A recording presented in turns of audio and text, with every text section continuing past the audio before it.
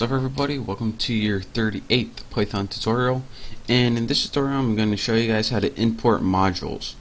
Now before I tell you guys even what that means, when you're working in idle, like right here, anytime you quit idle, all of your variables and functions that you made in idle get lost. So it would also be useful, instead of just losing all your variables and functions, to save them. And it's also useful in case you write a function and you want to use it in a lot of programs and you don't want to have to rewrite it a bunch of times. You can make something called a module, and it'll save all your variables and functions for you, and you can just import it anytime you're using another program or idle such as this. So to do this, go ahead and in your idle, go ahead and put File, New Window, and this new window is going to pop up right here. Now in this window we're going to create some modules, and these modules are going to hold things that we want to keep, but you need to do this a specific way, so pay attention. The first thing that we're going to want to do is go ahead and create a quick module called test mod. You can name yours anything you want. Just have empty parameters. This is just going to be a simple one, and let's just print out this baby worked. And now once you have a test module, just put anything in there. We just need something to test it. A simple print statement will work fine. What you need to do is save it, put save as, and in your directory, which is Python 26 or whatever version you're working with, make sure you don't save it anywhere else, because when Python looks for these modules, it's only going to look in specific locations, and this is one of the locations it looks at. Go ahead and save it, and remember this name. I'm going to save mine as swine flu, because that's what's in the news today.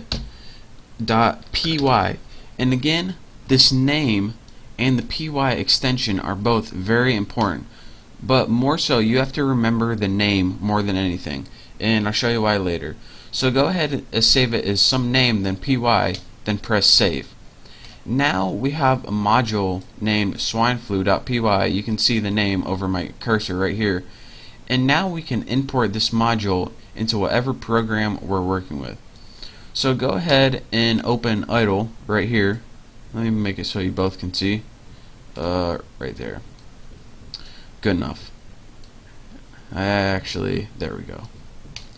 Now in your idle, you can now import that swine flu module, and you do it like this: import, and then you put whatever name of the module you just created, and that's why the name was important, but make sure not to put that py extension. That's just so Python can find it.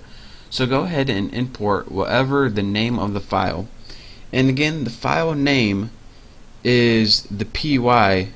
Actually, the module name is actually the file name minus the py, so that's how you can remember it.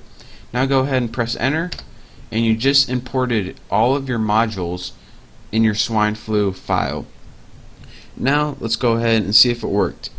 Now once you want to call a module, you need an object to call, and the object is actually the name of whatever the file you imported. So instead of having to create an object and set it equal to your modules, all you have to do is write the name of the file, which was swine flu, and then write whatever module you want to call. So mine was named, what was mine named? Actually, test mod. So you put swine flu test mod, I almost forgot it already, and go ahead and press enter, and that's how you use, or more so however you store modules in an outside file, and you can just import them and call them whenever you want. And as you can see, if you made like a bunch of functions and variables and you want to use it over and over again, it'll be a pain in the butt to just keep typing it over and over again in every program you wrote. So this is how you can import different modules and how to create it from a file.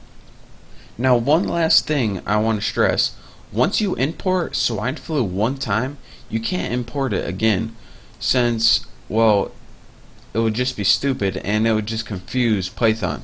So let me show you guys something.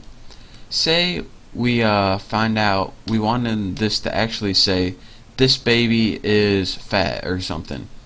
So what we would do is go ahead, and you would think that what you would do is go ahead, this baby is fat. Now go ahead and press save. We save this module. Now once we imported it again, import swine flu, and then go ahead swine flu dot test mod. It still says this baby worked. That's because you can only import your module one time.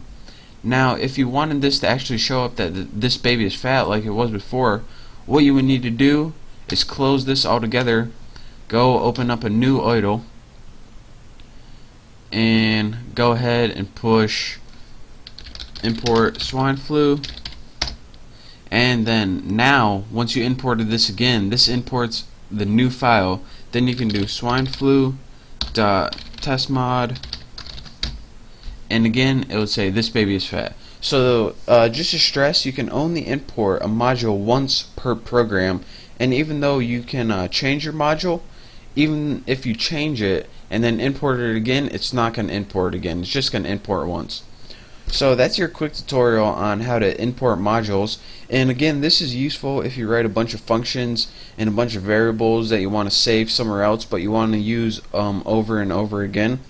So practice doing that, and make sure that you use the py extension, and make sure you save it where it tells you to save it, or else it's not going to be able to find it.